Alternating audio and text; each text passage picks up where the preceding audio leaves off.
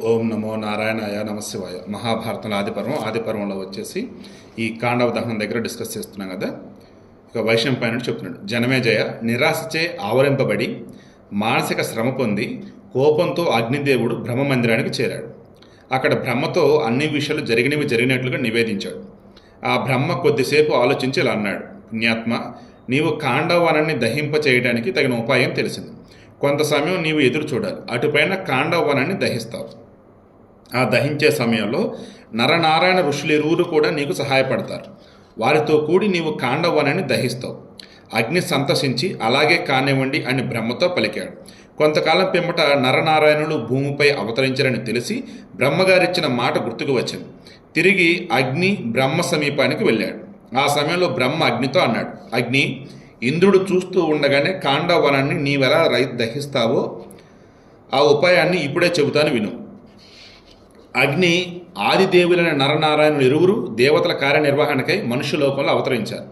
అక్కడి జనులు వారిని అర్జునుడని, వాసుదేవుడిని నరనారాయణుని, నరలోకంలో మనుషులోకంలో అర్జునుడని వాసుదేవుడని అంటారు. నరుడు వచ్చేసి అర్జునుడు, నారాయణుడు వచ్చేసి వాసుదేవుడు అంటే శ్రీకృష్ణుడు. ఈవెన్ మన చిన్నప్పుడు ఇప్పుడు మరి పర్యాయపదాలు ఉన్నాయో లేదో నాకు ఐడియా లేదు, పర్యాయపదాలు అని ఉంటాయి. అందులో అర్జునుడు అన్నప్పుడు దానికి పర్యాయపదాలు నానార్థాలు.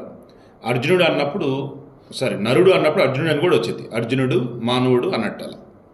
సరే, ఆ వీరులిద్దరినీ కూడా కాండవ దహనంలో సహాయం చేయమని అర్థించు. అప్పుడు నీవు ఇంద్రాది దేవతలను కూడా ఎదిరించి వనదహనం చేయగలవు. వారిరువురు వీరులు ఒకటై ప్రయత్నంతో వనమందలి ప్రాణులను నివారించగలరు. ఇంద్రుడు దేవతల రాజైనా సరే వారు ఎదుర్కొంటారు, సందేహం లేదు అన్నాడు. ఇది విని హవ్యవాహనుడు వెంటనే కృష్ణార్జునుడి సమీపానికి వెళ్ళి నివేదించిన కార్యాన్ని నీకు ముందే నేను వినిపించాను. అగ్ని ప్రార్థన విని అర్జునుడు ఇంద్రుని కోరికకు విరుద్ధంగా కాండవన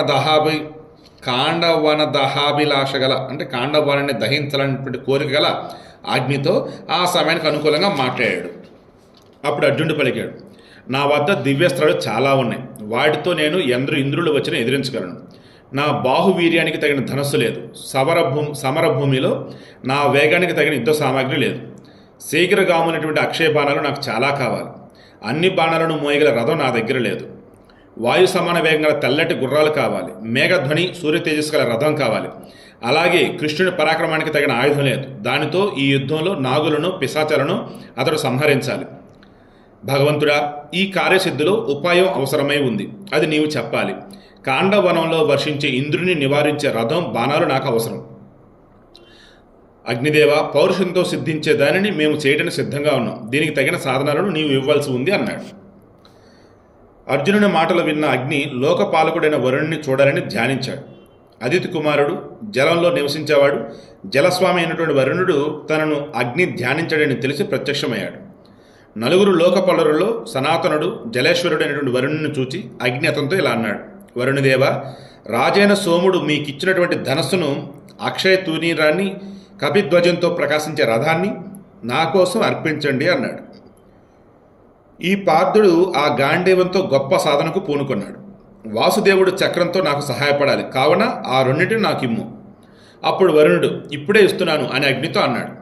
అద్భుతమైనటువంటి కీర్తిని పెంచే గాంధీవాన్ని, అక్షయ తూనీరాన్ని ఇచ్చాడు. ఇతర శస్త్రాస్త్రాలకు నశించదు, సర్వ శస్త్రాస్త్రాలని నశింపజేస్తుంది గాంధీవం. ప్రమాణంలో మిగతా ధనస్సుల కంటే పెద్దది. గాంధీవం అంటే ధనస్సు. ఆ ధనస్సుని ఏ ఇతర శస్త్రాస్త్రాలు కూడా దీనిని ఏం చేయలేదు. బట్ ఇది మాత్రం అన్నింటినీ నశింపజేసేది. 10,000 ధనస్సుల పెట్టు రిమైనింగ్ ధనస్సులతో పోలిస్తే పెద్దగా ఉంటుంది అండ్ 10,000 ధనస్సులతో సమానం. అది ధరించిన వారి దేశాన్ని వృద్ధి చేస్తుంది. చిత్ర విచిత్ర వర్ణాలతో ప్రకాశిస్తూ ఛిద్రాలు లేనిది. అనేక వేల సంవత్సరాలు దేవ దానవ గంధర్వ గణాలచే పూజింపబడింది. ఆ ధనస్సును అక్షయ తునీరాలని అగ్నికి ఇచ్చాడు. అక్షయ తునీరాలు అంటే వెనకాల ఉంటుంది కదా బాణాలు పెట్టుకునేది. దాని నుంచి నువ్వు ఎన్నైనా ఇంకా వస్తూనే ఉంటాయి. జస్ట్ నువ్వు మంత్రం చెప్పించి దాన్ని వదలాలన్నమాట, ఇంకంతే. ఇక దివ్యాశ్వాలు పూంచి కపిరాజు జెండాపై గల రథాన్ని సమర్పించాడు. కపిరాజు అంటే ఎవరు? హనుమంతుడు. సో ఆయన ఉన్నటువంటి జెండాలో ఒక రథం, దివ్య అశ్వాలు అంటే దివ్యమైనటువంటి గుర్రాలతో కూడినటువంటి రథాన్ని సమర్పించాడు. ఆ గుర్రాలు శ్వేతవర్ణ కలవి, తెల్లగా ఉన్నాయి. గంధర్వ దేశంలో పుట్టి బంగారు మాలలో ధరించాయి. ఆ గుర్రాల కాంతి తెల్లని మేఘాల రంగు వలె ఆ గుర్రాల కాంతి తెల్లని మేఘాల రంగు వలె ఉంది, మనోవాయు వేగాలు కలది. ఈ రథం ఆవశ్యకాలైనటువంటి యుద్ధ సామగ్రితో నుండి దేవదానులకు అజయమే ఉంది. సో ఆ రథంలో యుద్ధం చేస్తున్నప్పుడు దేవతలకైనా దానవులకైనా రాక్షసులకైనా దేవులకైనా అవసరమైన అన్ని సామగ్రి అందులో ఉన్నాయి. సో ఇక ఆ రథం తేజోమయ కిరణాన్ని ప్రసరింపజేస్తుంది.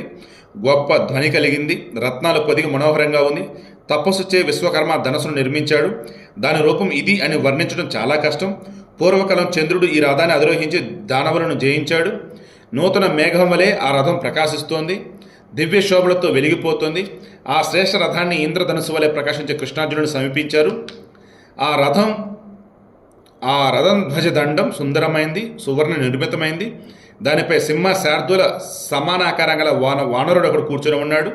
అంటే రథం పైన అన్నట్టు, రథం పైకప్పులాగా అనుకోవచ్చు రకం. ఆ రథ శిఖరంపై గల వానరుడు శత్రు నాశనానికి సంసిద్ధంగా ఉన్నట్లు ఉన్నాడు. ఆ ధ్వజంపై వివిధమైనటువంటి భయంకర జంతువులున్నాయి. వాటి నాదం వింటే శత్రు సైనికుల ప్రాణాలు కూడా పైనుంచి పైకి ఎగిరిపోతాయి. ఆ రథం వివిధ పతాకాలతో ఆ రథం వివిధ పతాకాలతో ప్రకాశిస్తోంది. దానికి ప్రదక్షిణం చేసి దేవతలకు నమస్కరించి కవచం, ఖడ్గం, వేళ్లకు తొడుగులు దాల్చి పుణ్యాత్ముడైన అర్జునుడు దివ్య విమానం అధిరోహించినట్టు రథాన్ని అధిరోహించాడు. పూర్వం బ్రహ్మ నిర్మించిన ఆ శ్రేష్టమైన గాంధీవాన్ని పొంది అర్జునుడు సంతోషించాడు. అగ్నిదేవుని ఎదుట పరాక్రమవంతుడైన అర్జునుడు ఆ ధనస్సుకు నారి బిగించాడు. అంటే తొడుగు, దాన్ని ఏమంటారు, త్రాడ్ లాగా అంటారు కదా, అది తొడిగేశాడు. అర్జునుడు ధనస్సుకు నారి బిగించాడు. రైట్. ఆ సమయంలో ఉత్పన్నమైన ధ్వని విన్నటువంటి ప్రాణుల మనస్సు ఒక్కసారిగా వ్యాకులమైంది.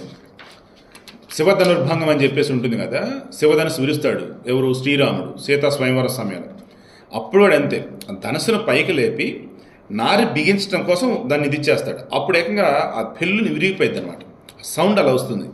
సో ఆ దివ్యరథాన్ని అక్షయ తునీరాన్ని గాంధీవని పొందిన అర్జునుడు ప్రసన్నుడై అగ్నికి సహాయం చేయడం సమర్థుడయ్యాడు. అగ్నిదేవుడు ఇంతలో వజ్రంతో సమానమైన మధ్యబలం కల చక్రాన్ని శ్రీకృష్ణునికి ఇచ్చాడు. సో ఆ ఒక చక్రం ఉంది. ఆ చక్రం మధ్యలో ఒక నాభి లాంటిది ఉంది, జస్ట్ లైక్ హోల్ టైప్ అనుకోవచ్చు. అంటే ఆ మధ్యలో కూడా తెప్పవచ్చు. ఆ చక్రం ఎలాంటిది, వజ్రంతో సమానమైనటువంటి బలం గలది. అగ్నిదత్తము ప్రియము అయినటువంటి చక్రాన్ని పొంది సహాయపడడానికి శ్రీకృష్ణుడు సమర్థుడయ్యాడు. సో ఆ చక్రం అగ్నిదేవుడు శ్రీకృష్ణుడికి ఇచ్చాడు. శ్రీకృష్ణుడితో అగ్నిదేవుడు అన్నాడు, అమానుషులైనటువంటి రాక్షసులు, పిశాచాలు, నాగులు, దైత్యులు, దేవతలను కూడా యుద్ధంలో నీవు గెలుస్తావు. వీరందరినీ సంహరించి సర్వశ్రేష్ఠుడు అవుతావు. మాధవ, యుద్ధంలో శత్రువులపై నువ్వు విసిరినప్పుడల్లా శత్రువులను చంపి ఈ చక్రం తిరిగి నీ చేతికి చేరుతుంది. అది కథ. శ్రీకృష్ణుడు సుదర్శన చక్రం అంటారే, అది అగ్నిదేవుడు ఇచ్చింది. పిడుగు వలె ధ్వనిస్తూ శత్రునాశనం చేసే కౌమోదకి అనే పేరు గల గదను కూడా వరుణుడు శ్రీకృష్ణుడికి ఇచ్చాడు. మిక్కిలి సంతుష్టమైనటువంటి కృష్ణార్జునుడు శస్త్రాస్త్రాలు, రథం, కేతనం కలిగి సురాసురులందరితో పోరాడగల సమర్థులయ్యారు. ఇక పన్నగాలకై యుద్ధం చేసే వజ్రాయునితో ఎందుకు యుద్ధం చేయలే చెప్పండి. ఇక అర్జునుడు పలికాడు, అగ్నిదేవ, అందరి ఇంద్రియాలను ప్రేరేపించగల ఈ జనార్దనుడు చక్రాన్ని తీసుకుని యుద్ధం చేస్తే ముల్లోకాల్లోనూ భస్మం కాని వస్తువు అనేదే ఉండదు. అగ్నిదేవ, గాంధీవాన్ని 2 అక్షయ తునీరాలను తీసుకుని నేను కూడా అన్ని లోకాలను యుద్ధంలో గెలవాలని ఉత్సాహంతో ఉన్నాను. మహాత్మా, మీరిప్పుడు ఈ వనాన్ని 4 వైపుల నుంచి దహించండి, మేమిద్దరూ మీకు సహాయపడటానికి సిద్ధంగా ఉన్నామన్నారు. శ్రీకృష్ణార్జునుల పలుకులు విని అగ్నిదేవుడు తేజోరూపాన్ని స్వీకరించి కాండవన దహనానికి పూనుకున్నాడు. 7 జ్వాలల గల అగ్ని కాండవనాన్ని అన్ని వైపుల నుంచి యుగాంతమును భ్రమింపజేస్తూ దహిస్తున్నాడు. అగ్నిదేవుడు ఆ వనాన్ని 4 వైపుల నుంచి చుట్టుముట్టి లోపల బాగా వ్యాపించి మేఘగర్జనతో సమంగా ప్రాణులన్నింటి కందింపజేశాడు. అగ్నిచే దహింపడే ఆ కాండవనం సూర్యకిరణాలచే వ్యాప్తమైనటువంటి మేరు పర్వత సంపూర్ణ స్వరూపు ప్రకాశిస్తున్నట్టుగా కనిపించింది. సో మొత్తం తగలబడిపోతుంది. వాట్నెస్ రేపు డిస్కస్ చేద్దాం.